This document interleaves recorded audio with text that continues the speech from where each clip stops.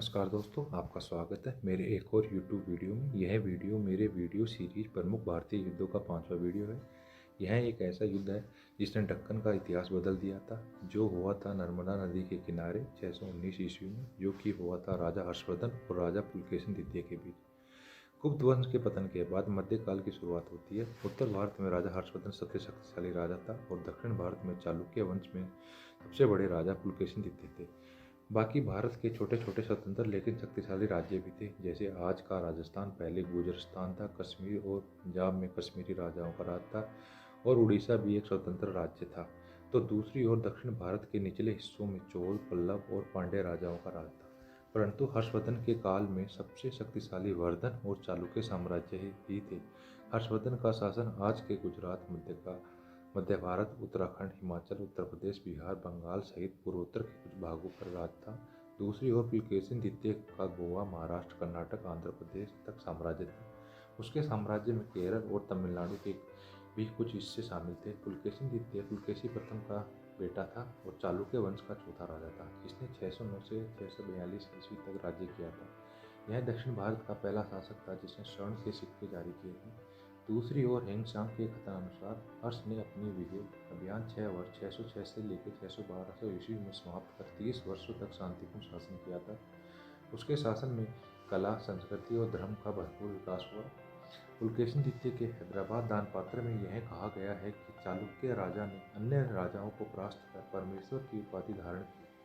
अब बात करते हैं युद्ध की। तो दक्षिण भारत को उत्तर भारत से अलग करती है नर्मदा नदी और विंध्याचल की पहाड़ियाँ। मालवा व गुजरात में जहाँ यह नदी बहती है, वहीं इसी के समानांतर और महाराष्ट्र में विस्तारित विंध्याचल की पर्वतमाला है। और यहीं पर सम्राट हर्षवर्धन और पुलकेशिन द्वितीय के साम्राज्य विस्तार की योजनाएं टकराती थी, जो युद्ध का प्रमुख कारण थी। और बहुत ही कशमकश के बाद दोनों शक्तिशाली सम्राटों में युद्ध तय हो गया था। युद्ध का एक अन्य कारण था सम्राट हर्ष द्वारा बल्लभी पर आक्रमण भी माना जाता है।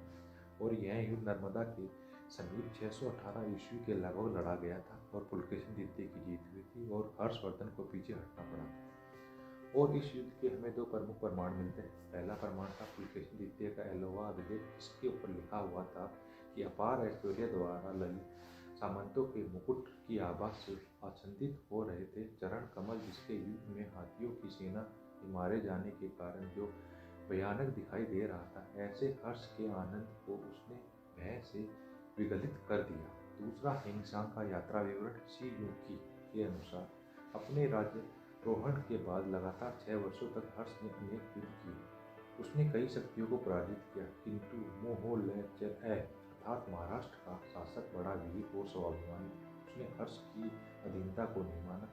यह चीनी यात्री ने जिस राजा का उल्लेख किया है, उससे पता चलता है कि यह पुलकेशिन द्वितीय ही वह राजा था। कई इतिहासकार ऐसा मानते हैं कि हर्ष कभी नहीं हारा। और एलोहा का अभिलेख का रचयिता रवि कीर्ति का विवरण एकांगी है। और हेंगशांग के कथन के अनुसार यह निष्कर्ष निकलता है कि हर्ष पुलकेशिन को अपने अधीन नहीं कर सका तथा उसने दक्षिण की ओर उसका प्रसार रोक दिया था। और इतिहासकार सुधाकर चट्टोपाध्याय की माने तो तत्कालीन भारत के इन दो महान राजाओं के बीच होने वाला यह अकेला युद्ध नहीं था। उनका संघर्ष बाद में भी जारी रहा। 643 ईस्वी में हर्ष का कोगोंद पर आक्रमण पुलकेशिन के विरुद्ध उसकी एक मोर्चाबंदी थी। इसको जीतकर हर्ष ने अपनी पुरानी हार का बदला लिया तथा पुलकेशिन के कुछ प्रदेशों को भी जीत लिया। आज के वीडियो में इतना ही। मिलते हैं नेक्स्ट वीडियो में। जय हिंद। वीडियो को लाइक करें, शेयर करें और चैनल को सब्सक्राइब करें।